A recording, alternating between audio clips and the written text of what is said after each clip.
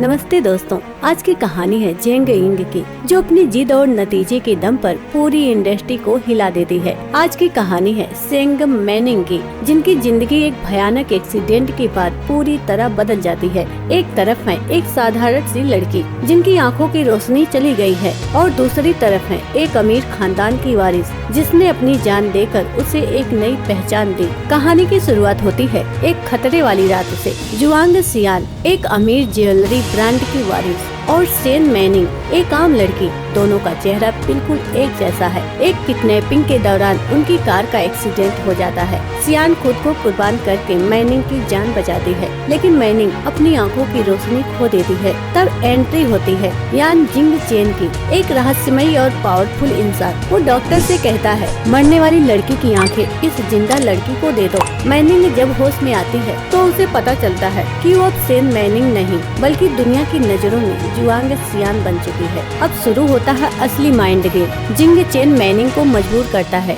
कि उसे जुआंग परिवार में वापस जाना होगा और उनकी कंपनी ब्लू ओशन स्टार को संभालना होगा। मैनिंग डर जाती है, वो कहती है मैं ये नहीं कर सकती, लेकिन जिंग चेन उसे याद दिलाता है कि वो सियान की आंखों से देख रही है, इसलिए उसे सियान का फर्ज निभाना ही होगा। उसे सियान की हर आदत, उसकी पसंद, यहाँ तक कि उसकी भाषा भी रटनी बनती है, क्योंकि अगर जरा सा भी चूक हुई तो दुश्मन उसे जिंदा नहीं छोड़ेंगे। कहानी में ट्विस्ट तब आता है जब सियान की सौतेली बहन जिया काई उस पर शक करने लगती है। वो डराती है कि अगर ये असली सियान है तो उसे जायदाद में हिस्सा देना होगा। वो एक साजिश रचती है और सबके सामने मैनिंग का डीएनए टेस्ट करवाने की जिद करती है। मैनिंग के हाथ पांव फूल जाते हैं क्योंकि डीएनए तो कभी मैच नहीं होगा। लेकिन तभी जिंग चेन एक ऐसा कदम उठाता है जिसे देखकर आप दंग रह जाएंगे। वो चालाकी से अपना और मैनिंग का खून मिक्स कर देता है ताकि रिपोर्ट्स में दिक्कत हो जाए और मैनिंग की पहचान बच जाए। यहाँ समझ आता है कि जिंग चेन सिर्फ उसका मंगेतर नहीं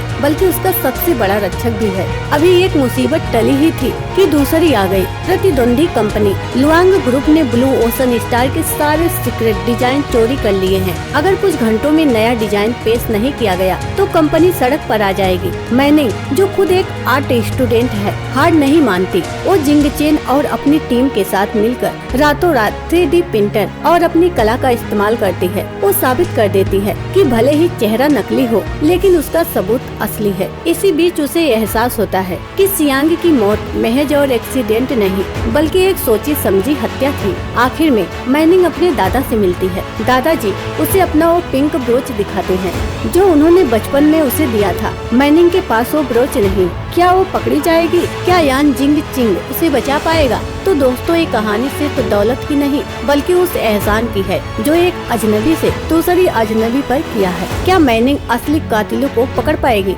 जानने के लिए इंतजार करिए अगले पार्ट का। अगर आपको ये सस्पेंस और ड्रामा पसंद आया तो कमेंट में पार्ट 2 जरूर लिखें और चैनल को सब्सक्राइब करना ना भूलें। मिलते हैं अगली वीडियो में।